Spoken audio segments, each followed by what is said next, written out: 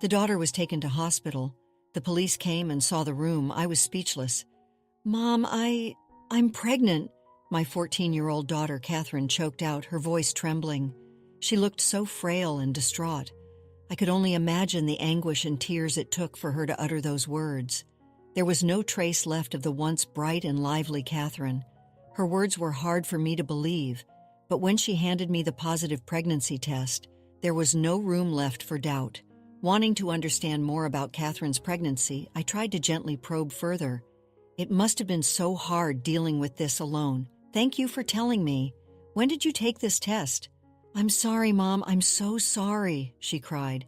"Did you buy the test yourself? And who is the father?" If she was pregnant, there had to be someone responsible. I knew I shouldn't ask too many questions, but I needed to grasp the situation to take the right actions. Yet, no matter how much I called out to her, Catherine just kept muttering apologies, as if she was too confused or scared of something. The next day, I consulted with my husband, Jonathan. Naturally kind and very sensitive, he became distraught over Catherine's pregnancy. Despite our worries, the three of us headed to the nearest train station to go to the obstetrician together. But on the platform, I realized I had forgotten my insurance card. I left Jonathan and Catherine and rushed back home. After retrieving the card, I was hurrying out the door when our rarely used house phone rang.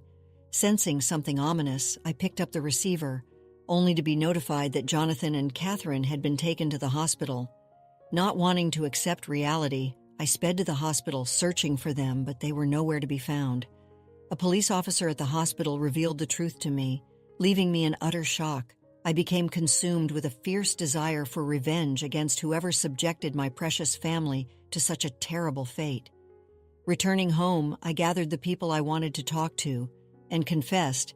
Jonathan and Catherine, they committed double suicide by jumping in front of a train. "My name is Angela. I'm 43 years old, originally from New York, and used to work sales at a major insurance company. But I quit when I got married and moved to the countryside, where Jonathan's hometown is located. We live with his parents because I fell in love with Jonathan's dedication to preserving the wonderful traditions of his parents' quilt shop and wanted to support him. The products sold at my in-laws' quilt shop were too precious to let fade away. While being smitten with Jonathan was a big reason, the strong appeal of the products his parents sold was also a major factor." "Sales have been in the red recently, right?" I asked. "Yes, it's a tough situation. It's probably just the changing times, but almost all the shops in the same business have closed down. Ours is practically the only quilt shop left around here," Jonathan sighed. "For a while after moving to the countryside, I also worked at the quilt shop, handling sales. So even without asking about the revenue figures, I knew we were operating at a loss. Most of our business hours passed quietly with no customers. Sure, some of my in-laws' acquaintances would come to buy out of goodwill, but it was only those few patrons. It wasn't uncommon to have days without a single customer all day long. Even with no sales, it still costs money just to keep the store running. The craftsmen making the products here are my father-in-law, Jonathan, and a few others. The sales staff are my mother-in-law, sister-in-law, and myself. We have the bare minimum number of employees, but with losses like this continuing, closing down is imminent at this rate. Every day will just be a slow decline, and I couldn't stand that. With my in-laws' permission, I fully utilized the skills I had cultivated working for the insurance company and started pitching to various stores. I took action, seeking out shops that would carry our products, while also considering the development of new merchandise suited to the times. Still a quilting novice, I first visited a couple who used to run a quilt shop that had ties with my in-laws to gain more knowledge. From there, I expanded my network, researching and gathering information on the types of quilts currently in demand. "I've never seen quilt designs like this before, but Angela, you developed these designs together with a lot of different people, right?" I asked. "I'll try discussing it with Dad and the other craftsmen," Jonathan said. "Thanks. I just hope this helps boost our sales even a little." Thanks to the new products we painstakingly developed with various people, customer traffic started to pick up, albeit slowly at first, I replied. After that, I no longer had the leeway to show my face at the shop due to my daughter's birth. But still wanting to contribute to sales, I began working on online sales.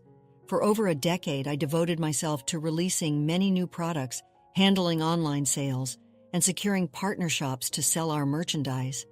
And finally, the quilt shop managed to overcome the crisis of going out of business. As the quilt shop's management got on track and Jonathan grew into a fine craftsman, our daughter, Catherine, entered middle school. Thinking about how she's at the age where she can act independently, her thinking has matured and she gradually needs less parental supervision, which makes me a bit lonely. But seeing Catherine smiling brightly every day, vigorously engaging in club activities, moving her body, and enjoying each day to the fullest filled me with more of a sense of heartwarming joy. About a year passed uneventfully, and then, around the time Catherine turned 14, she suddenly became withdrawn. At first, I thought it might be some kind of rebellious phase, but even now, she still obediently listens to what I say and what Jonathan says. And she doesn't seem to be avoiding us, so I figured there must be a different reason. "Catherine, did something happen recently? You don't seem very energetic," I asked. "It's nothing. I think I'm just a little tired from club activities. I'm going back to my room now," she replied. Even when we tried to make opportunities to talk, Catherine insisted she was just tired from being in a sports club. She started shutting herself in her room more, leaving Jonathan and me simply worried. After Catherine returned to her room, leaving just the two of us in the living room, I couldn't help but vent my concerns to Jonathan. "Why do you think she won't talk to us? Am I that unreliable?" I asked. "You're a wonderful mom from my perspective. I'm sure she'll talk to us when the time is right," he reassured me. "I wonder if something happened at school or maybe I'm just as worried as you. Let's be patient a little longer, Angela," he said gently. Encouraged by Jonathan's kind words, I resolved to take time to be there for Catherine. She must be feeling lonely during this sensitive time in her life. Maybe kids around her age find their parents annoying, but my feelings and love for Catherine won't change. Wanting her to sense that I did my best and simply continued to face Catherine and stay by her side. Weeks passed and Catherine still hadn't regained her usual cheer.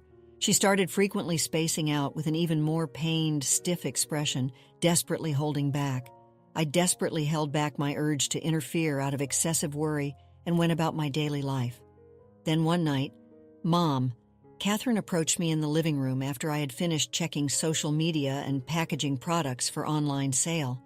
It was already late at night, a time when Catherine would normally be asleep in her room, but that day she came out to where I was.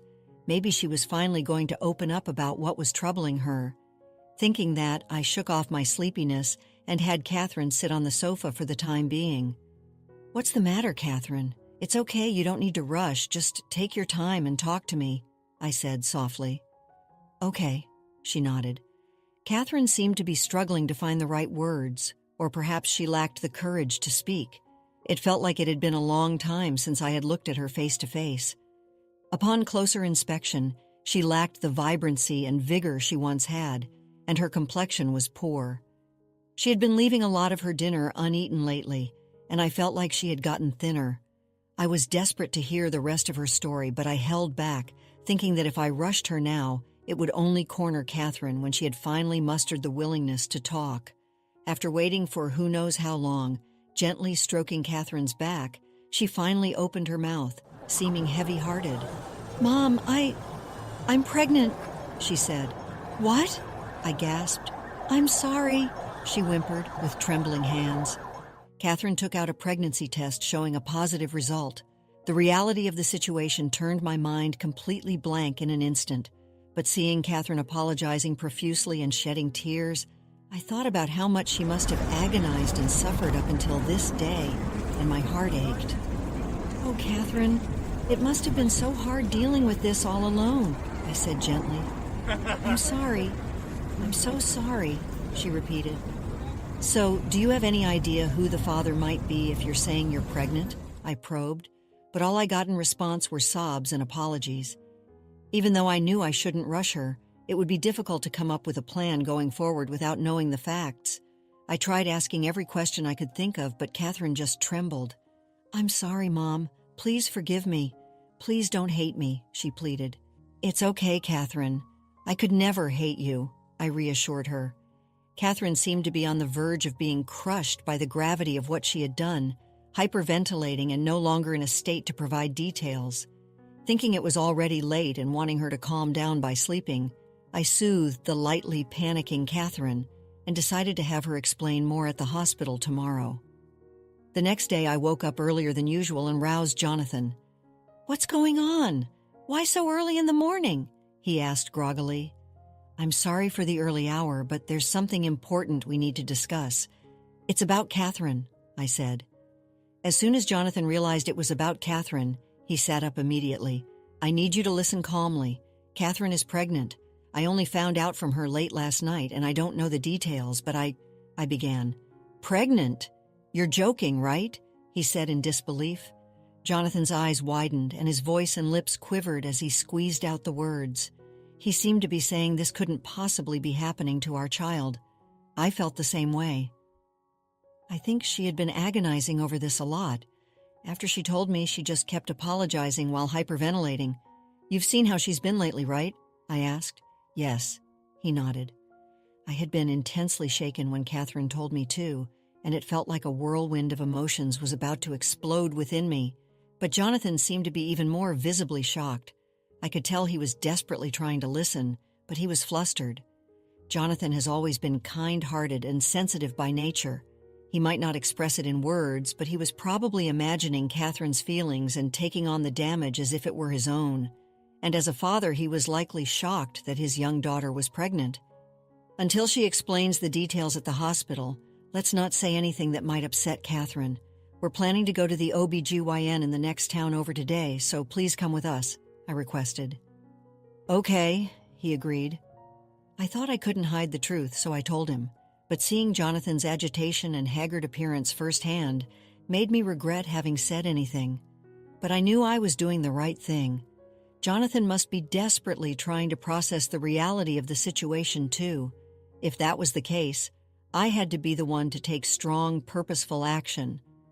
I called my in-laws and told them Catherine had suddenly fallen ill, getting permission for Jonathan and me to take the day off. When Catherine woke up, I tried asking about the circumstances of her pregnancy again, but couldn't obtain any key information. Thinking maybe it was hard for her to talk about in front of her father, I simply gave Catherine a gentle hug without saying anything, realizing our departure time was approaching. The three of us left the house together. We took a taxi to the nearest train station. When we reached the platform, I noticed I had forgotten something crucial. "Oh no, I think I forgot my insurance card," I exclaimed. "Should I go back and get it then?" Jonathan offered. "No, you and Catherine wait here. I'll quickly go retrieve it and come right back," I insisted. I could have let Jonathan handle it, but I had a bad feeling about letting Jonathan walk alone when he couldn't hide how drained he was after hearing about Catherine. He might get distracted by his thoughts and become careless, and I couldn't make the already pale and sickly-looking Catherine walk around unnecessarily. So I left the two of them on the station platform and returned home. Our house is a bit of a distance from the nearest station. If there had been a taxi outside the station, I could have taken it, but of course there wasn't a single car around at a time like this. I decided to sprint home at full speed. I wanted to get Catherine to the obstetrician as soon as possible. As I ran, gasping for breath, I berated myself harshly for forgetting something so important. Arriving home, I put the insurance card in my wallet and was about to leave when suddenly our rarely used house phone rang. I could have ignored it and rushed to the station, but I had a feeling I needed to answer that call. I took off my shoes, hurried into the living room, and picked up the phone. The caller was a nurse from the biggest hospital in this area. In a matter-of-fact tone, she conveyed the shocking news that Jonathan and Catherine had been taken to the hospital. Perhaps the hospital was busy because she wouldn't tell me anything more, just insisting that I come to the hospital right away. My mind went blank as I called a taxi and headed for the hospital. On the way, the taxi driver mentioned that a train had stopped running due to someone jumping in front of it. I broke out in a cold sweat, wondering if the ones who had leaped onto the tracks in the path of the oncoming train could be Jonathan and Catherine. The image of a dejected and unwell Catherine and a haggard Jonathan, who had been dealt a huge shock upon learning of his daughter's pregnancy, these two impulsively joining hands and jumping in front of an approaching train together, that scene played out vividly in my mind. I tried to tell myself that couldn't be the case, but once the worst-case scenario crossed my mind, it continued to smolder within me. Please let them be safe somehow, I prayed. Arriving at the hospital, I went through the emergency entrance to find many nurses and doctors rushing about in a flurry. Glancing a bit further in, I saw the surgery light glowing red. An ominous feeling churned in my chest, mocking my wish that my bad speculations were just needless worries. I couldn't very well talk to the nurses scurrying around busily, but as I stood there, at a loss for where to go, a police officer approached me. "Is something the matter?" he asked. "Actually," I began, as I explained the series of events that led me here. The officer nodded slightly in understanding. It seemed he had been waiting for me. He then opened his mouth to talk about what had happened on the station platform and about Jonathan and Catherine. "Brace yourself before you hear this. The truth is," he started. Shocked by the facts revealed, I left the hospital alone, burning with a desire for revenge, and returned home to report today's events to my in-laws. I had them gather in the living room after closing up the shop. "I'm sorry, Father and Mother. Thank you for coming together too, Sister," I addressed them. "What on earth happened? We heard Catherine was in poor health and were so worried," my father-in-law said. "Did something happen to Catherine?" my mother-in-law fretted. Despite my in-law's concern, my sister-in-law wore a bored expression, examining her nails. My anger surged even more at her reaction, but I had to endure just a little longer. I would expose her true nature. "Catherine is pregnant, and today, on the way to the OB/GYN with the family, she jumped in front of a train with my husband in a double suicide attempt," I began. My in-laws were at a loss for words upon hearing my explanation. It was only natural. The content was far too shocking, so of course they would be tongue-tied. But my sister-in-law's reaction was different. The moment she heard it, she started trembling, looking flustered.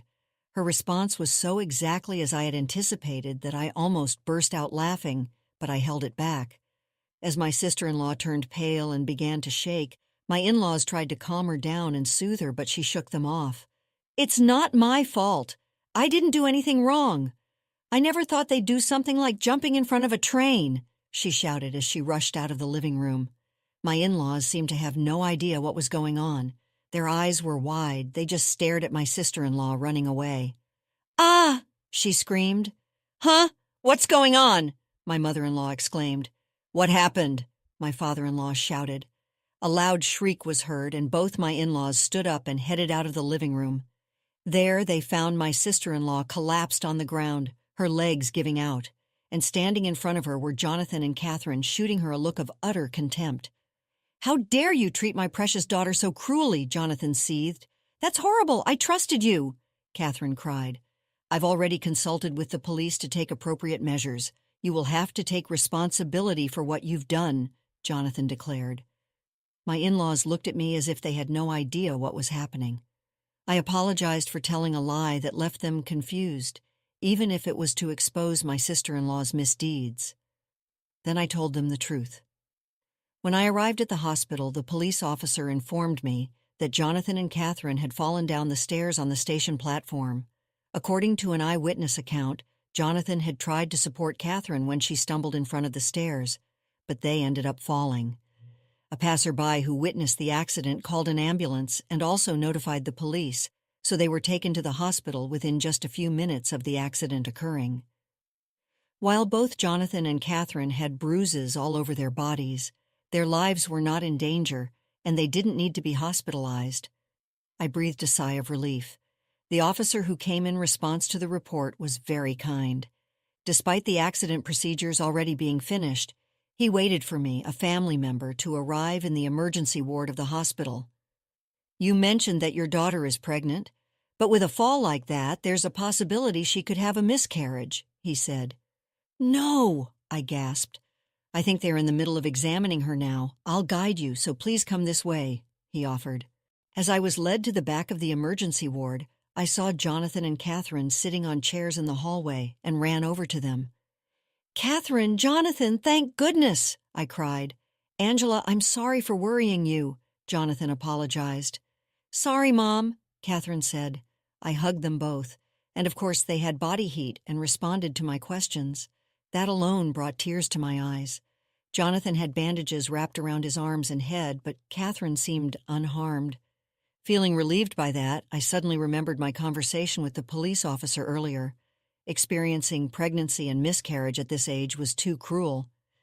"By the way, what about the examination?" I asked. "Oh, about that, I wasn't pregnant," Catherine revealed.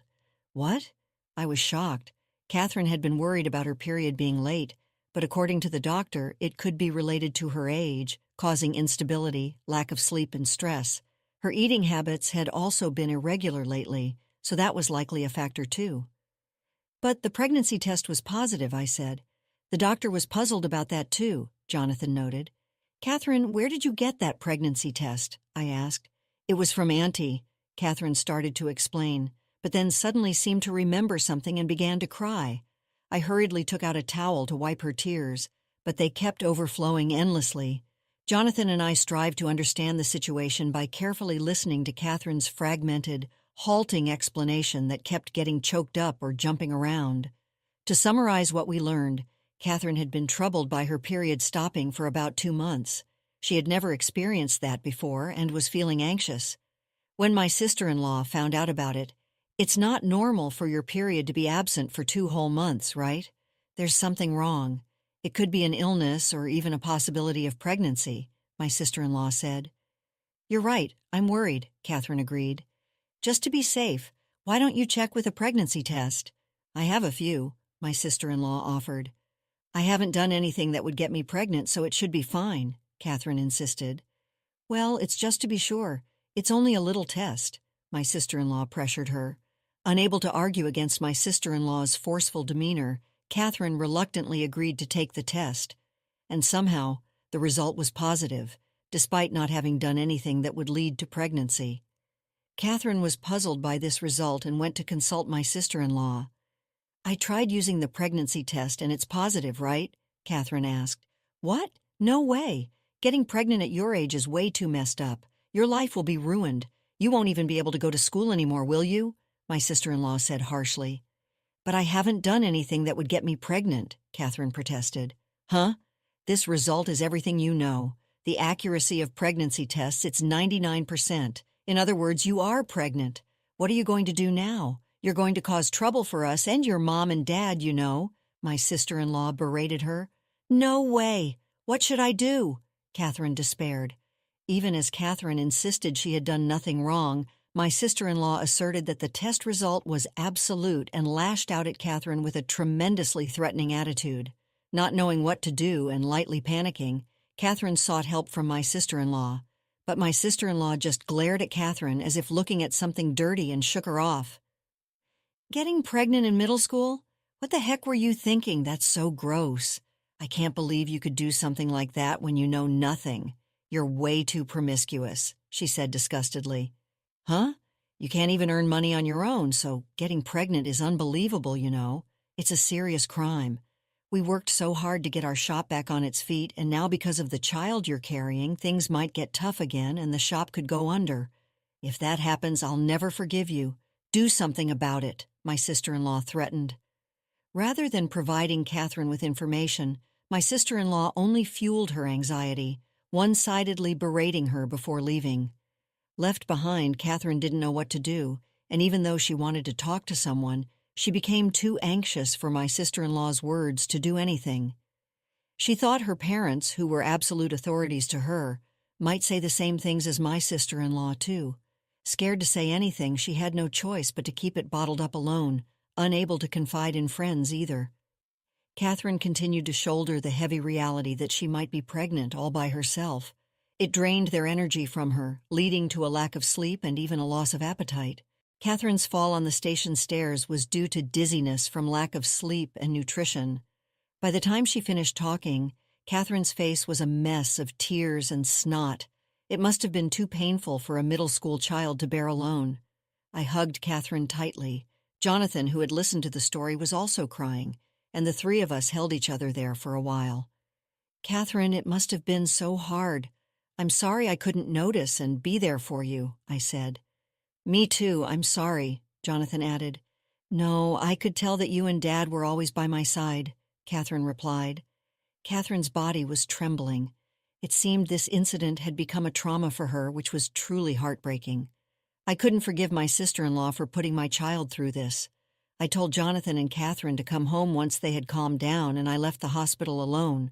My in-laws, who had heard the whole story, turned their gazes toward my sister-in-law, who was still sitting on the floor, their faces bright red. Cornered, my sister-in-law looked around as if searching for words.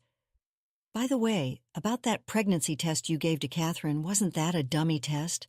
I did some research and found out there are fake pregnancy tests that always show a positive result. They're mainly sold online, but you knew that, right?" I questioned her.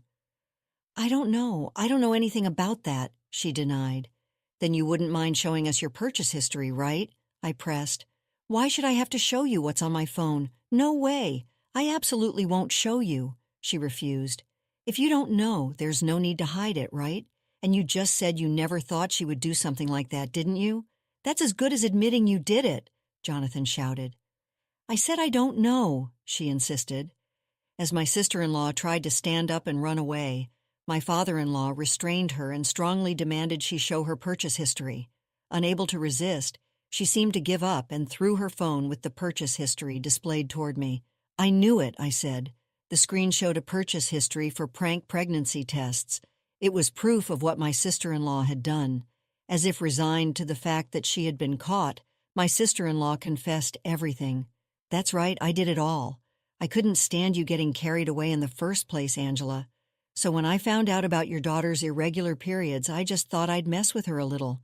It was only a joke." "Why is everyone ganging up on me and complaining?" she ranted.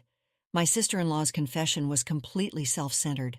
She resented how I had contributed to the quilt shop sales and turned the business around through my dedication, and how my business interactions had paid off, allowing me to become friends with the residents living around here, increasing my acquaintances. From her perspective, she couldn't stand me getting along better with them than she did. Unlike me, who was always proactively engaging with people, my sister-in-law was consistently passive. She has beautiful, well-defined features and is acknowledged as a great beauty by everyone, including herself. That's precisely why she took pride in her looks and believed that others should always make the first move. She was nice to those who did something for her, but her treatment of those who didn't do anything special for her was chilly. I think that's where the difference in our popularity originated. What the heck? Just because you have some sales skills, you get all high and mighty. I bet you just bowed your head to everyone, curried favor, and flattered them even though you're uglier than me, she spat. "Hey, how dare you say that to Angela?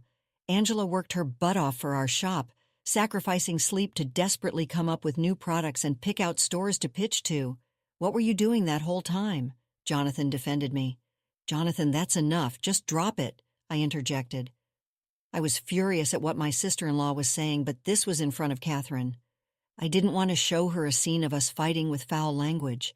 Perhaps realizing that Jonathan suppressed his anger and shifted his gaze to the front door. "We called the police too, and we absolutely won't forgive you," he declared. "There's no need to make such a big deal out of it. Can't you take a joke? This is unbelievable," my sister-in-law complained. My sister-in-law complained loudly as the police officer who had rushed over questioned her about the situation. This officer was different from the one at the hospital, but he seemed to have been briefed well enough to have a general grasp of the circumstances. Perhaps my sister-in-law was a bit intimidated by the officer, or maybe she figured it would be faster to be let go if she spoke frankly rather than poorly trying to hide things. But she readily confessed the facts. Her tone was very flippant. She kept insisting to the officer it was only meant to be a light-hearted joke and it was a gag, so she had no reason to apologize. Seeing my sister-in-law's behavior, my in-laws kept apologizing to me and Catherine. They weren't the ones at fault, but they wouldn't stop apologizing. Eventually, my sister-in-law seemed to be released and came back to us. "I had a terrible experience. This is unbelievable," she grumbled.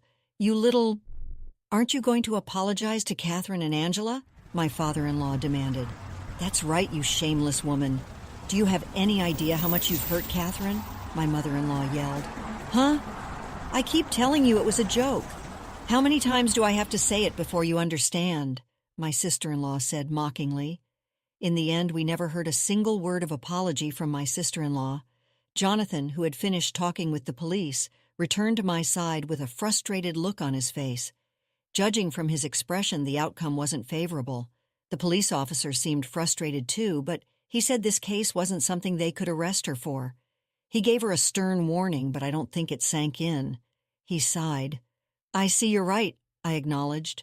My sister-in-law, who got off with just a warning from the police, was complaining triumphantly. She seemed unconcerned about making enemies of my in-laws, Jonathan and Catherine.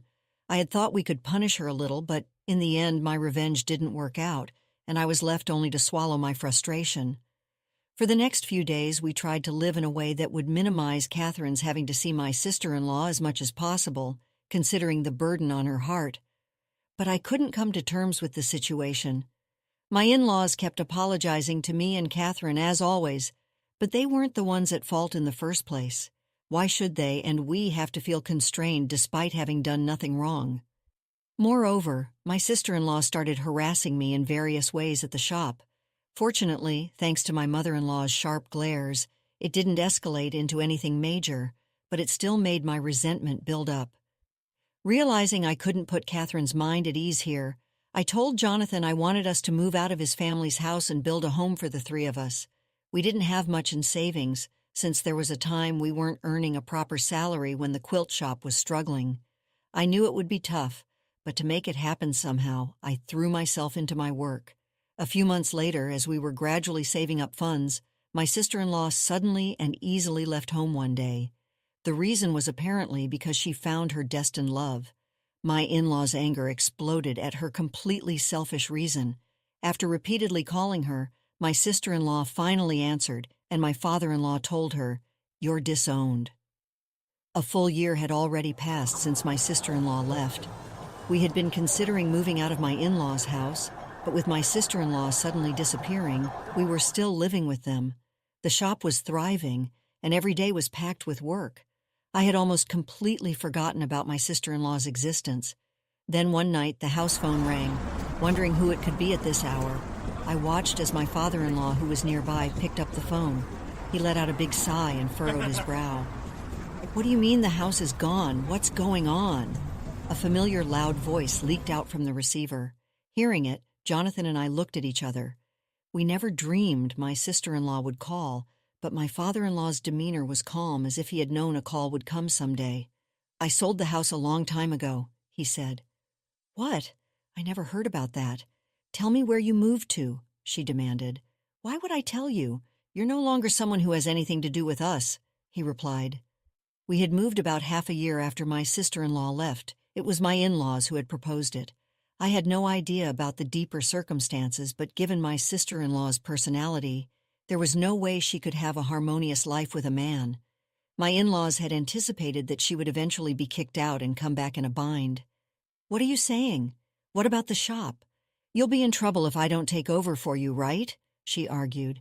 "I haven't forgiven you for saying the quilt shop's work was outdated. I'd rather close the shop than have you take over the family business," my father-in-law shouted, angrier than I'd ever seen him. Like Jonathan, he was usually gentle, and I had rarely seen him get upset. For him to raise his voice this much was quite something. Still, I was surprised to hear she had called the quilt shop's work outdated in the past. Thinking about how my in-laws had forgiven and never abandoned such a daughter until now brought tears to my eyes. "I'll say it again. You're disowned. Don't ever show your face in front of us again," he declared. "Wait a minute. I'm in a tough spot right now. I need money. Come on, Dad, help me," she pleaded. Before my sister-in-law could finish talking, my father-in-law hung up and I couldn't hear any more of her words. I could tell she was trying to wear him down with tears at the end, but I wasn't sure what he thought. His back looked lonely as he put down the phone, and I couldn't bring myself to say anything. Jonathan gently patted my shoulder as I stood there, at a loss for words. Far from where the shop used to be, we had no way of knowing my sister-in-law's whereabouts, and were once again busy with our daily lives. A few months passed, and one day, while minding the store with my mother-in-law, some of my in-laws' acquaintances came from a distant place. They were people who had consistently bought our products, even when the shop was on the verge of closing down. They had been buying online for a while, but apparently they came to see us in person on a trip. And it was from them that we heard about my sister-in-law's current situation. When my sister-in-law found out the house was gone, she seemingly approached anyone and everyone in the neighborhood. Since it was a small area, her misdeeds were already known to all the residents. Far from lending her a hand, not a single person offered her a kind word. She was spending her days being gossiped about as a shameless woman who hurt a girl Catherine's age with an unethical joke and remained defiant even to the police. With no allies in that small community, even she must have felt constrained. As for my sister-in-law's partner, about whom we had no details, it turned out he was a man from the strip club she frequented. She had fallen head over heels for him, easily tricked by his flirtations. My sister-in-law, confident in her beauty, never doubted that he was in love with her. Furthermore, to make him crazy about her, she lavished him with large sums of money, even splurging all her savings. It seems that after leaving home, she barely worked, instead accumulating debt as she constantly went to the strip club.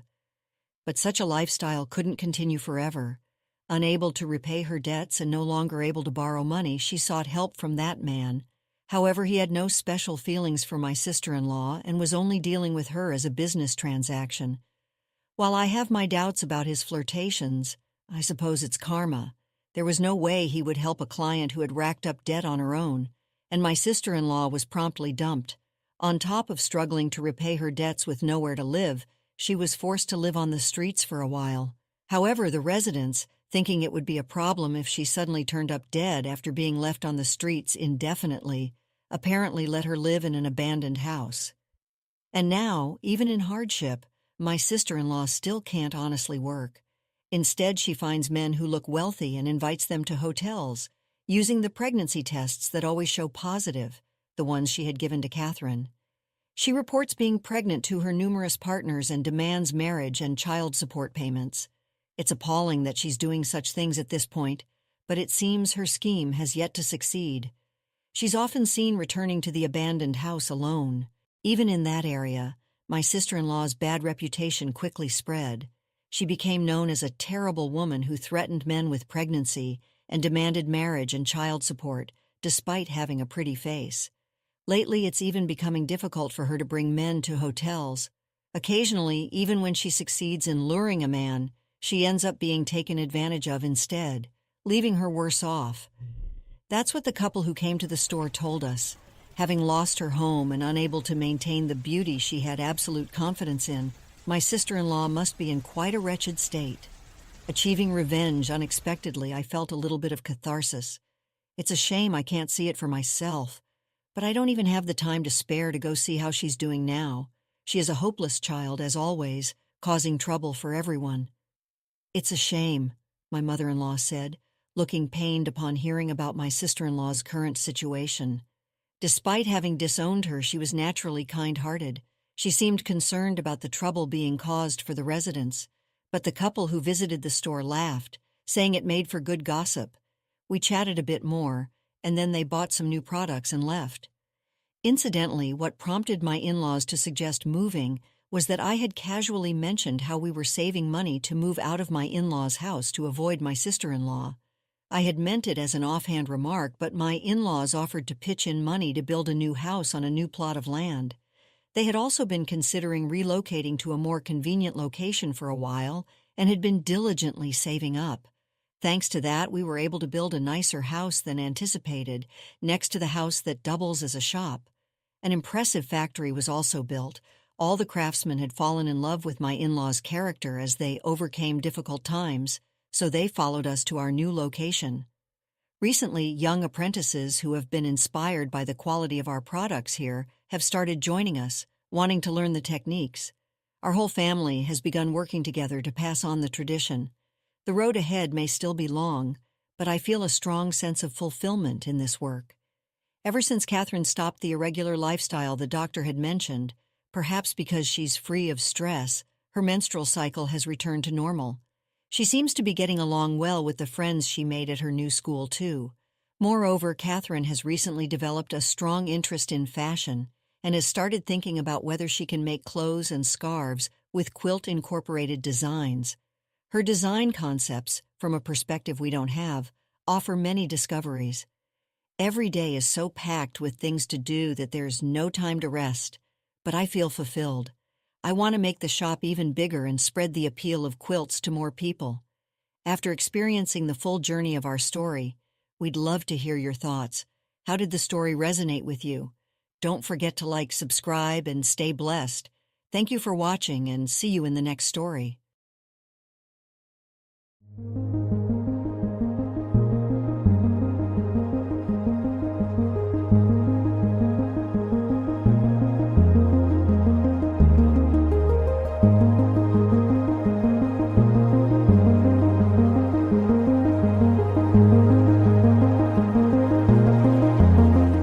Alright, everyone's presentations are done. Nick, the manager, said as he tried to move the discussion forward. Excuse me, I haven't. I recently found out something. Nick interrupted me and began to speak. There's apparently someone in this department who didn't graduate high school and is just a part-timer. Meetings should be for employees only. Absolutely right. His lackey, Mike, of course, agreed with Nick. I'm leaving. After leaving the meeting room, I started to shut down my computer. I noticed that an email had arrived, not in my personal inbox, but in the company's shared email. Thinking, there's no point in speaking up, no one will listen, I went home quietly. The next day, I heard a commotion from Nick's desk. He was staring at his computer screen, his face pale. Nick! Is something wrong? Mike looked at the screen with him. And he turned even paler than Nick. Why is he so angry? Knowing the reason for Mike's distress, I thought to myself, serves them right. My name is Adam. My mother passed away when I was in the 9th grade, and I was raised by my father. Well, you could hardly call it being raised. After my mother passed, my father changed. He drowned his sorrows in alcohol, and though he still went to work, he squandered our living expenses on horse racing. Because of that, I had to start working part-time as soon as I entered high school. Every month, I went to the convenience store with bills in hand that couldn't be auto-deducted from my father's account. Even though I endured it because I didn't want to be alone, I reached my limit in my second year of high school and dropped out. I found a live-in job at a distant inn. Thank you for everything. The day I left home, my father, still staring at the TV, spoke. Take care. That was our last conversation. Back then, 18 wasn't the age of majority, so I needed my father's permission to work, and I couldn't hide my place of employment. Yet, my father never visited me even once. I kept working just to survive, and before I knew it, I was 42. Years of hard work paid off, and I was transferred to the headquarters. I was thrilled to be recognized by the company, as I thought I'd be working in the field until retirement due to my lack of formal education. Listen up. Our work can change the future of our employees. Don't drag us down. On my first day after the transfer, Nick, dressed in an expensive suit, spoke sternly. There was a reason for this. Our inn was located in a prominent tourist destination, known so well that everyone in the state could sing its commercial jingle. At its peak, we had 5 locations within the state. But that was long ago. Due to financial difficulties and aging facilities, only the place where I had worked for many years and the original establishment remained. I was prepared to lose my job anytime, but now there was a glimmer of hope. With the rise of social media, the tourist area where the inn was located started gaining attention again. Depending on how hard the sales department, where I was transferred, worked, we could either thrive or be forced to give up this prime location to the new hotel chains continuously popping up. For Nick, who had switched careers from another industry to strengthen our sales, this was a battle he couldn't afford to lose. I understood why he had to be strict. I will do my best. Nick sneered at my enthusiastic declaration.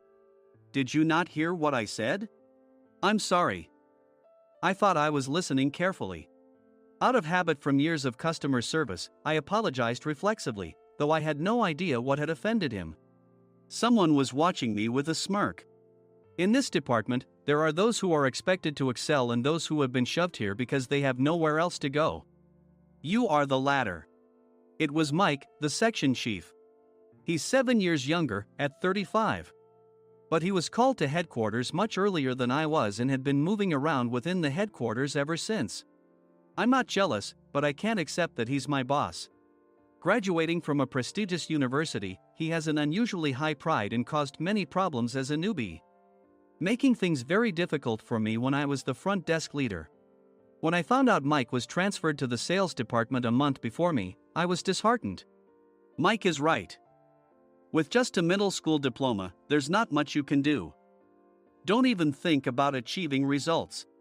As if I didn't exist, Nick remarked, I'm thirsty. Mike eagerly ran to the coffee maker. It seems Mike is Nick's lackey. I regretted being happy about my transfer to headquarters, wishing I had stayed on site forever. Send a direct mail to every company on this list by the end of the day. Nick only assigned me tasks that even a new graduate could handle. What? There are over 1,000 companies. You want me to send to all of them by today? Yes, if you and your fellow misfits split the work, even those with nowhere else to go should finish by today. I glanced at the employees typing away expressionlessly. They were worn out from customer service, only thinking about leaving on time, or were women reassigned after having children. With zero motivation for work. Even Sam, a new graduate from the same university as Mike, who was supposed to be among the expected achievers, had no enthusiasm for the job. Having joined the company wanting to do customer service. I don't care what they say, I plan to quit anytime, he said. Only Nick and Mike were highly motivated, making all the decisions between the two of them. I originally only wanted to work at the inn to survive and had no particular attachment to this job. I swallowed my words, thinking I had no right to reprimand them. About a month after the transfer, Nick told us with a frustrated look. To commemorate the 50th anniversary, we've decided to create a plan exclusive for one group per day. Originally, Mike and I were supposed to come up with it, but our president, Mr. Thompson, insists on hearing everyone's opinions. So, you all get a chance. As Nick explained, Mike began handing out prints. Make sure not to embarrass Nick. If your ideas are half-baked, you'll have to redo them. It seemed that they had printed his handwritten notes by Mr. Thompson, which included several questions and a section for free responses. It made sense why Nick had to seek our input, given that all responses had to be submitted to Mr. Thompson. We were given a week to think about it, and a meeting was scheduled to compile our ideas. My plan is to let guests enjoy both the old and modern America. Nick began the presentations. Guests would watch a master confectioner at a nearby traditional sweet shop make sweets in front of them. The welcome drink would be premium tea in a bottle. Nick's plan was certainly attractive. After his presentation, Nick called on us to present in the order we were seated. Just as I stood up for my turn. All right, everyone's presentations are done. Excuse me, I haven't. I recently found out something. Nick interrupted me. There's someone in this department who didn't graduate high school and is just a part-timer. He was likely talking about me. I joined the company as a part-timer and was made a full-time employee when I turned 20. That was 20 years ago, so Nick and Mike probably had no chance to know until recently. Meetings should be for employees only. Absolutely right. After that, Nick kept creating opportunities to solicit everyone's opinions, purposefully excluding me from speaking. The meeting unexpectedly heated up and went past the scheduled end time. A few people asked to leave, and the discussion continued with the remaining few. Still here? Normally, you'd leave in that situation. Though I had no attachment to the job initially, hearing kind words from customers made me want to make them happier. For someone like me, with nowhere to go, the inn was my home and customer service was my life. I felt pathetic about my current self. I'm leaving. I left the conference room and started shutting down my computer. I noticed an email had arrived, not in my personal inbox, but in the company's shared email. Thinking no one would listen to what I had to say anyway, I quietly went home. The next day, while preparing the DM as instructed, I heard a commotion from Nick's desk. In his haste to stand up, he hit his knee on the desk. He stared at his computer screen, his face pale. Nick! What's wrong? Mike, thinking he should be the first to rush over, approached Nick while still wearing his coat. He peered at the screen with Nick. And he turned even paler than Nick. Why is he so angry? Who is responsible for this company? Nick, more irritated than ever, asked, and Mike answered without checking. Probably Sam. Sam wasn't there because he was attending a morning training session for new hires. Nick gave up on getting angry and returned his gaze to the screen. They were looking at an email that arrived right after the end of the working day yesterday. Apparently, no one, including me, had checked it before leaving. The email was from a large company that used us for their annual employee trips. The president and executives of that company also frequently used our services personally. President of the company, Mr. Mason himself, had declared that neither he nor his company would ever use our services again. Well, some companies cancel their employee trips or stop using our services due to financial struggles. Let's just move on. Mike kept wiping the sweat from his forehead with a handkerchief. Knowing why Mike was so agitated, I quietly watched their interaction. Do you know how much revenue we get from that company? We can find other guests to fill the rooms, but we'll lose the banquet costs, gift shop revenue, rental car fees, and more. Moreover, the gifts were supposed to be prepared by the traditional confectionery shop involved in Nick's proposed plan. If it's known that we incurred such a huge loss at this critical time, Nick's position in the company would be jeopardized. Nick took a deep breath, seemingly trying to calm himself. All right, Mike. Go to New York right now and apologize to Mr. Mason. What? You're coming with me, right? I have urgent work to do. I trust you, which is why I'm entrusting this to you. Please. Mike, believing Nick's sincerity, agreed with a determined look on his face, saying, yes. That's Nick for you. Even if Mike went to apologize, Nick would shift all the blame onto him if the client didn't change their mind. Well, it was Mike's fault to begin with, so it served him right. About 3 hours later, Sam answered a call from somewhere and repeatedly apologized, saying, I'm very sorry. Everyone watched to see what was happening. After ending the call, he informed Nick with a weary tone. When Mike arrived at the client's company, he only made things worse, further infuriating Mr. Mason. He was demanding, get his boss here immediately. It was no wonder Sam was exhausted, dealing with such a call right after returning from training. What is that idiot doing? All right, Adam, you're coming with me. If sacrificing Mike didn't work, then I must be next. Normally, I'd want to refuse at all costs, but I saw an opportunity in this situation. If I can be of assistance, I'd be happy to join you. I obediently followed Nick, and we flew to New York. When we introduced ourselves at the reception, it became clear how serious the situation was, as the receptionist personally escorted us to the president's office. Angry voices leaked through the door, making both Nick and me uneasy. Excuse me. I'm Nick, the supervisor. I understand my subordinate has caused you trouble, and I deeply apologize. Nick, with his experience in the corporate world, knew enough to offer an apology before excuses. However, his customer service skills left much to be desired. I sighed as I saw Mike trembling like a small dog in the corner of the room. What kind of training are you giving your subordinates? Mr. Mason glared at Nick with a red face. The intensity of his gaze made even Nick take a step back. Regrettably, I joined this company only 2 years ago and was unaware of Mike's issues. I should have identified his shortcomings sooner. Indeed.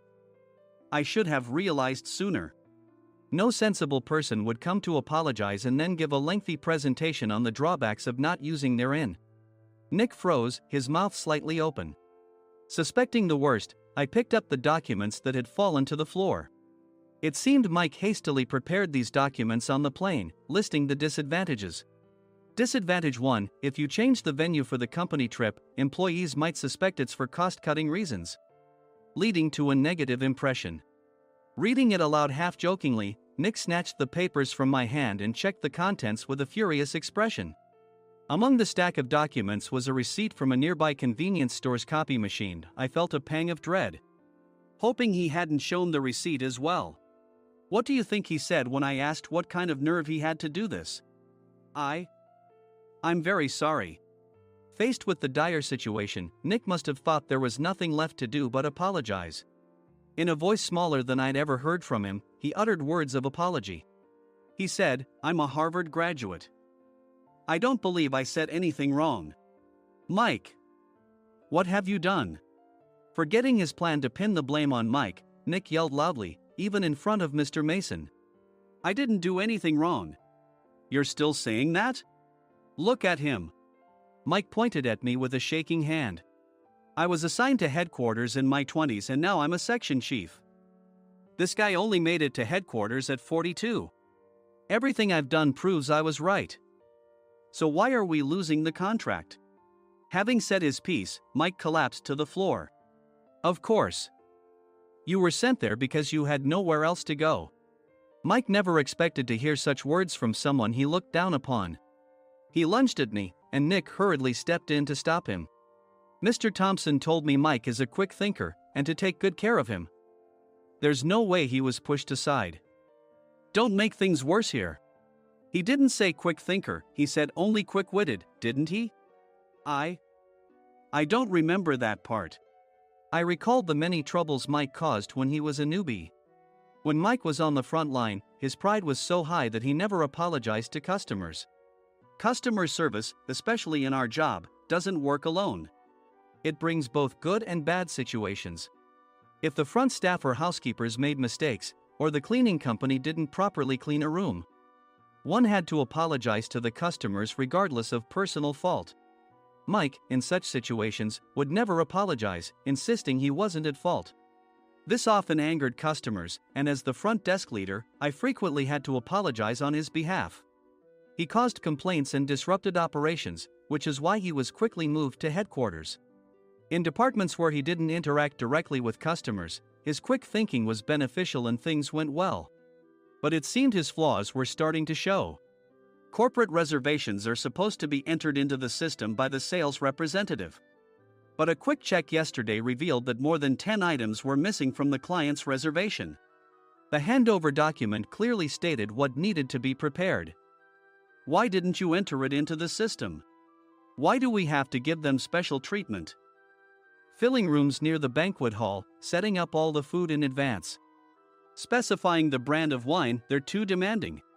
No wonder he always angered customers, I thought, feeling a headache coming on. Grouping them in rooms near the banquet hall is for our benefit too. It makes it easier for the staff to set up beds and serve breakfast since everyone's schedule is synchronized.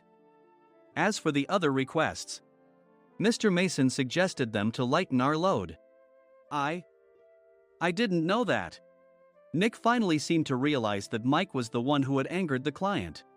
What did you say to them? I just told them we wouldn't give them special treatment anymore. We shouldn't waste effort on things that don't bring in money. I was utterly exasperated at his lack of understanding of customer service. Of course, we shouldn't comply with unreasonable demands. But carrying over successful practices from past stays makes customers feel remembered and enhances their experience. Good memories encourage repeat visits. That's part of our job. I looked down at Mike, who was sitting on the floor. In our job, nothing is a waste. Mr. Thompson likely moved you to the sales department, hoping you'd finally understand this. How do you think he feels now that you failed to meet his expectations? Mike, tears in his eyes, fled the president's office. I was amazed he still hadn't apologized. You have it tough, Adam. It's okay, we're all employees of the same company. I deeply apologize for this disrespectful incident. Especially after all the care you've shown us. If it weren't for you, Adam, I really would have stopped staying here. When I heard you were moving to the sales department, I was willing to reconsider if you handled it. Seeing us talk so amicably, Nick's face contorted. Do you two know each other? Adam's service is excellent. I always requested him specifically. Normally, we don't accept specific staff requests, but we made an exception for Mr. Mason, adjusting my shifts accordingly. He had personally stayed at our hotel just before my transfer, and during casual conversation, I mentioned, I'm moving to the sales department soon. If I hadn't told him then, things could have been much worse.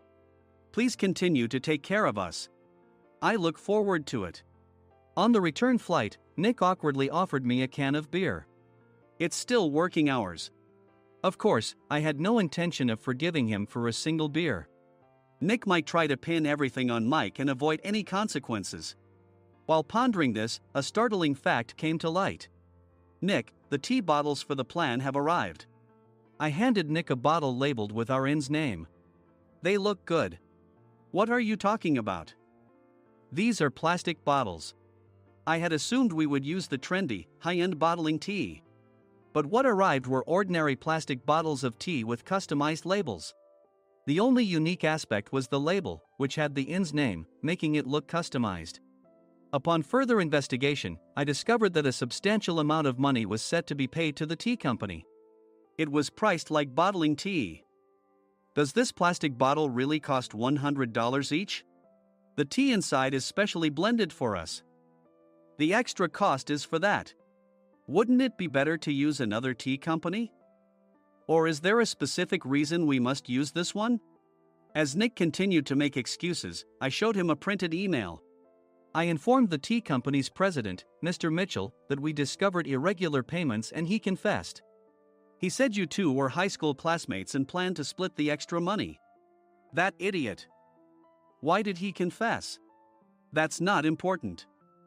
You should worry about yourself, this could turn into a police matter. Opening the bottle cap, I suggested. How about calming down with this tea? It supposedly has a relaxing effect. Nick drank the tea frantically. In the following days, decisions were made about their fates.